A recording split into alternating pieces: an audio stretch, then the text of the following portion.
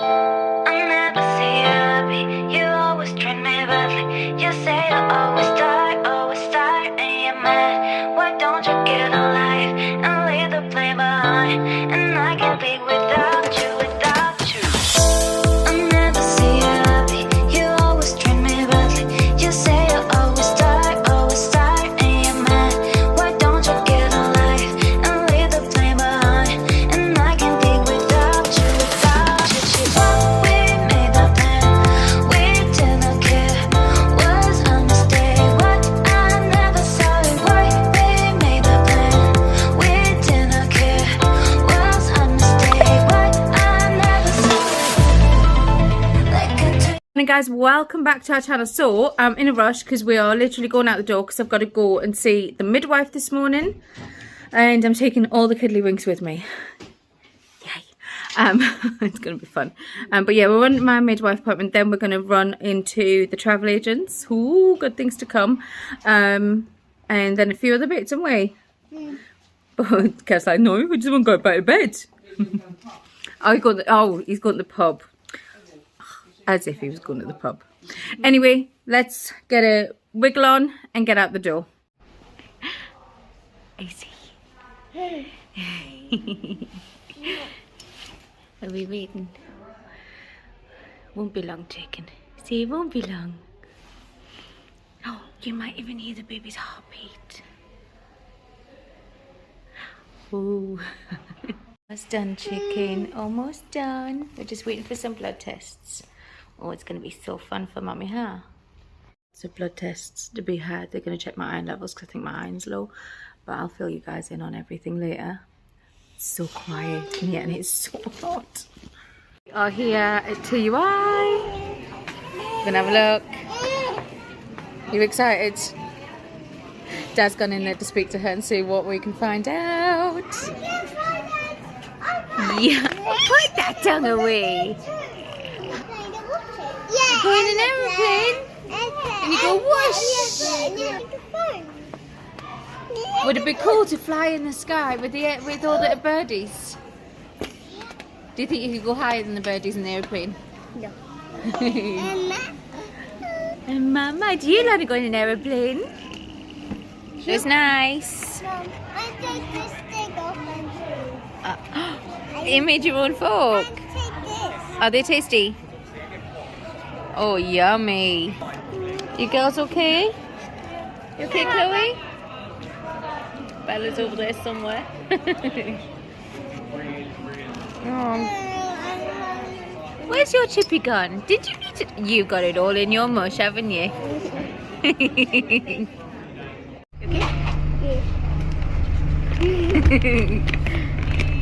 You ready to go home? Hello my lovelies, so we are home as you can probably tell.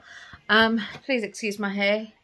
It was driving me nuts when it was down, so it's been scraped up. There is a random toy going off in the background. Right, so I thought I'd just quickly sit down with you guys while everybody's settled. Fingers crossed they stay settled whilst I do this. And just have a chat with you about my first trimester and how it's been going, because I'm currently, excuse me, got an itchy ear, you know how it goes. I'm currently 15 weeks and 4 days pregnant, and that is gone. That's a delightful noise, Hopjin. That has gone ridiculously fast. I feel so out of breath, and Harper's making a delightful noise. I really do apologise if you can hear her. Let me just adjust you guys so you can see me. The lighting's not brilliant. It's getting really dark outside. Okay, so I'm pregnant with baby number 10. If you don't know me, if you are new to our channel and you're seeing our videos for the first time, then I have 6 daughters, 2 sons, and I have a angel baby in the sky, as well as having 2 other miscarriages before. So this is technically my 12th pregnancy, and it was a little bit of a surprise. Everybody was telling me that I was pregnant, and I didn't believe them. I just didn't. I was like, I'm not pregnant. I'm not. But they kept telling me I was. My mum's partner told me, then my children started to tell me, and then other people were like, are you pregnant? Oh, there's a harper. And at that point I started questioning myself, and I was like, well, shall I check it, or shall I just forget about it? But then I was making myself paranoid, like, oh my God, what if I am? What if I need to go and get some prenatal care and I am pregnant? And what if I'm one of these women that end up with, you know, the program, what's that program called? I didn't know I was pregnant. Yeah, that probably would never happen to me because I get massive whilst pregnant. But, you know, when those paranoia thoughts go through your mind. And then I was tracking my cycle, but I wasn't tracking my cycle. I was doing OPKs to check my ovulation to make sure that everything had gone back to normal after I stopped breastfeeding. So I was doing that, but I wasn't hyper aware of it. I was just doing the tests, logging it into my Ovia app, and then forgetting about it. I wasn't making a thing out of it. And it was a really busy month. So me and Kev had literally barely seen each other. We were so tired. It was just a really busy month. And there's only one time that this could have possibly happened. And we have to be the most luckiest people in the world to be that fertile. And we really are. We are really blessed, and we are really grateful for what we have. But at this point, I started to think about my period. I was like, oh my God, am I late on my period? And I convinced myself that I had missed my period by a day. And it turned out I hadn't. I was actually due the day after I tested, I think. Or was it 2 days after I tested? I can't remember.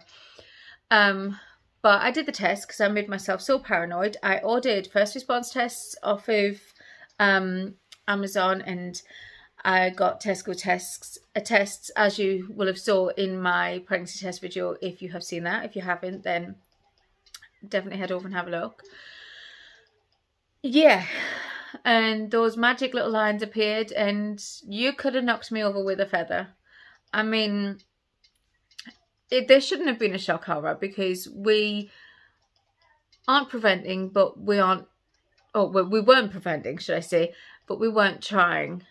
We didn't have time. We just didn't have time.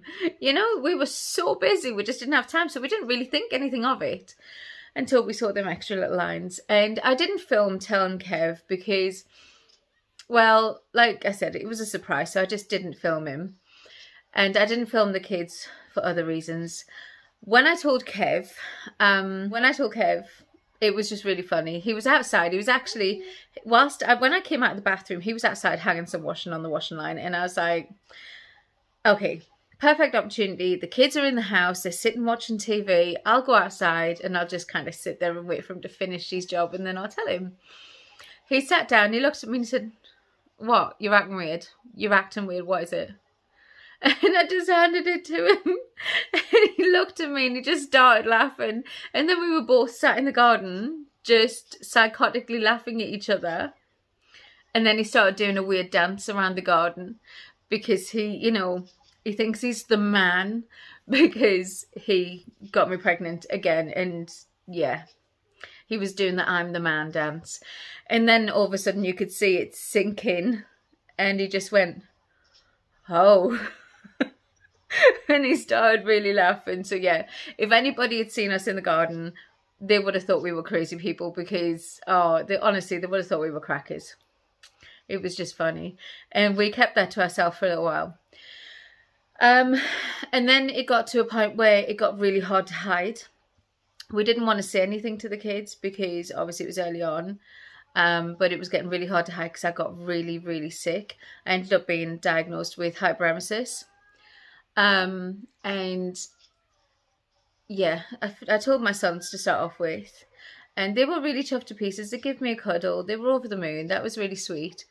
We told the little ones and they were excited. However, the reason I didn't tell them, I didn't film it because when I told them, is because we did lose our son in 2020 when I was 20 weeks pregnant. And I knew their reaction is now a little bit different to what it was when we were pregnant before. And they're playing a game upstairs if you can hear them. their reaction was that they were really excited, but then it was, Mum, can we keep this one? Is it okay? Can we keep this one? So that was a really difficult moment. And it was not something that I wanted to film because it was inappropriate to film, and it was a family moment, so we didn't want to put that on camera. Then things changed a bit. Obviously, we told the kids early on because it was difficult to hide the hyperemesis, and they were asking questions. And also because I needed to go to an appointment, and the minute they walked into that hospital with me, they knew where it was. They knew what department is what, so it wasn't going to be easy to hide at that point. But like I say, things changed. I started bleeding, and my mind immediately switched into the worst, and I mentally prepared myself. Kev mentally prepared himself. The girls are playing such a game upstairs. They are really screaming at each other. Hold on a second, let me go find out what's going on. Sorry, they're fine. They're not murdering each other. It's absolutely fine. They're just playing a game. So yeah, we both convinced ourselves that the inevitable was happening, and we just, we expected it, and we waited. And I said to Kev, it's really bizarre how the bleeding was happening. It was hardly there, but it was there, and it was odd. So I didn't want to say anything to the kids until I knew for definite what was going on, and just took it step by step. And I went to my first midwife appointment. I told her exactly what was happening, and she was like, "Nope, don't worry." And I said, "But I'm worried about ectopic pregnancies. I'm worried about, it being a slow loss and things like that." And she said, "No, we'll get you through to the scans. You'll be absolutely fine." Now, at this point, I was 12 weeks for what they measured me to be. I think I was 12 weeks and 1 day, something like that. And she booked me all in. There was a whole lot to go through. My blood pressure was already high, but I was incredibly stressed at the time and so busy. She sent me off for 1,000,001 different blood tests because I've had hypertension, which is high blood pressure. I've had that for a very long time, and it's hereditary. So I have got it from my parents. So she was really worried about my kidneys not functioning correctly. And I've got to admit, so was I. So she wanted to do blood tests for that. She wanted to check my iron and B12 levels because, again, that is something I've always lacked in. For some reason, I just don't seem to be able to hold on to them. And I've had my intrinsic factors checked, so they're not my issue. It's just I can't hold on to my iron and my B12. So she wanted to check all that.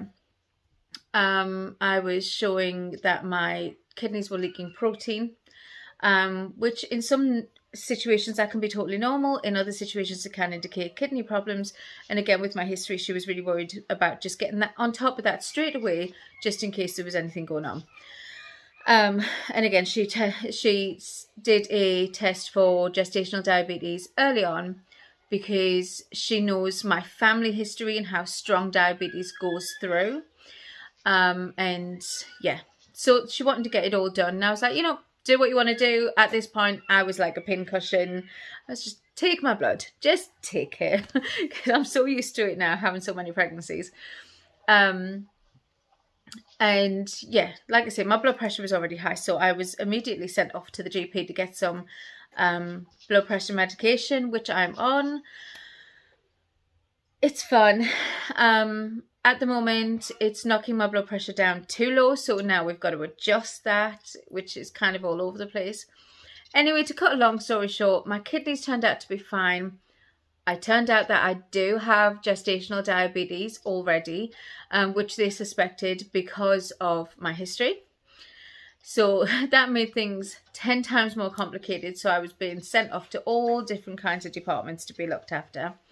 As well as, because we lost Jackson in 2020, I have to now see a preterm doctor, and he will check all of the bits and pieces that could help prevent another loss, like we lost Jackson.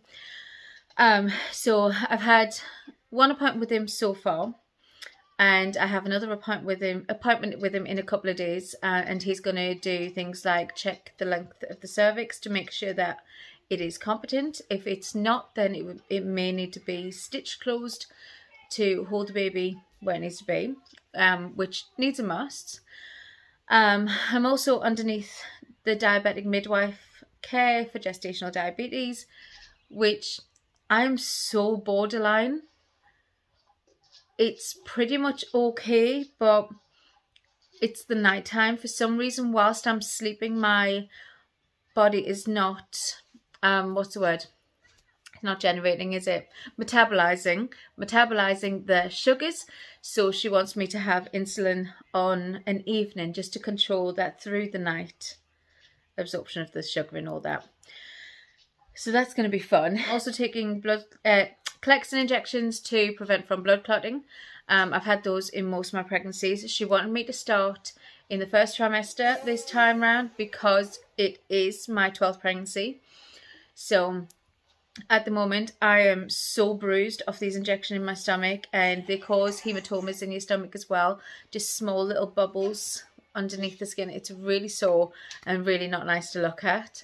So I'm having those. There's so many things going on at the moment.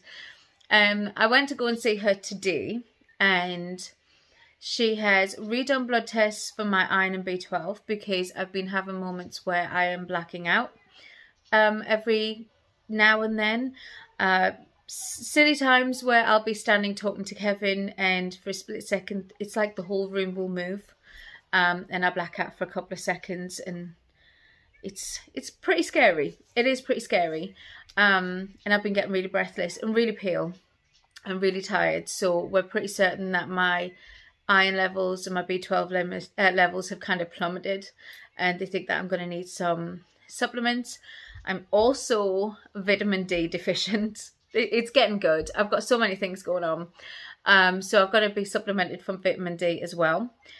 So it's all kind of coming together. My main thing at the moment is to get my health in a perfect place and just get it all kind of sorted.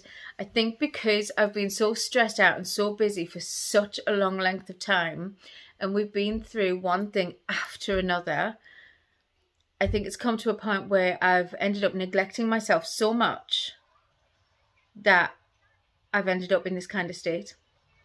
So my health at the minute is like kind of one of my big priorities. Kind of the main priority, because if I'm not here, then everybody, everybody needs mum. So it's a big priority. I'm trying to think of what else has been going on. She did listen into Baby's Heartbeat today, which was lovely. That was really nice to listen to. So baby is absolutely fine. Baby is thriving perfectly.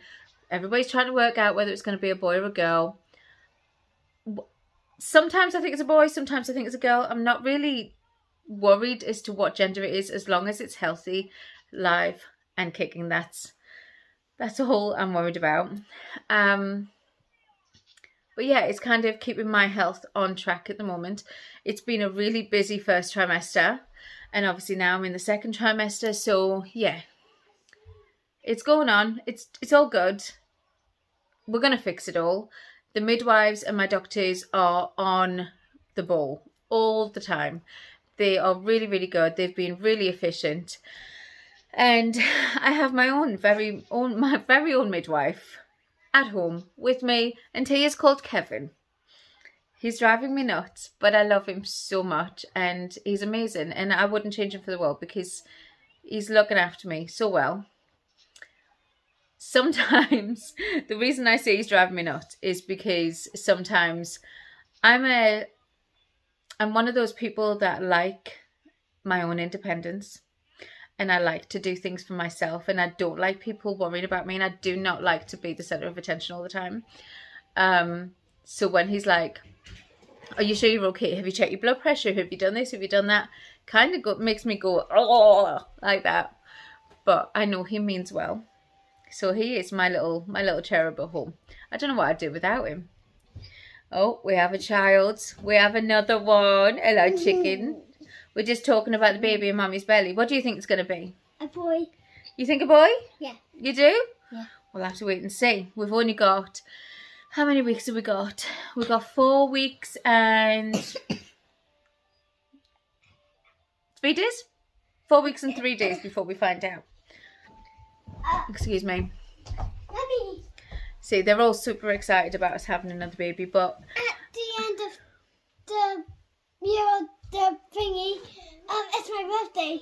At the end of the month. And It is your birthday. And whose birthday is it tomorrow? No, this Lily! is. What do you think it's going to be, Lily? A boy or a girl? I made a present for Lily. Ginger. Another ginger girl. I made a present for Lily. Did you? What did you make? Shh, you can't say anything, she's there. I'm not telling. You're not telling. It's right there. What's the point of asking what it is when you're not supposed to tell it right here? Yeah, she might be able to, like, I don't know, do sign language or something. I don't know how to do sign language. We should. But yeah, at this point in the day, I'm ready for my bed. I don't know about you. Are you ready for your bed? Yeah. Yes. I'm ready for bed. Have my birthday tomorrow. What birthday tomorrow? It's my birthday tomorrow. My 9th birthday. I don't remember that.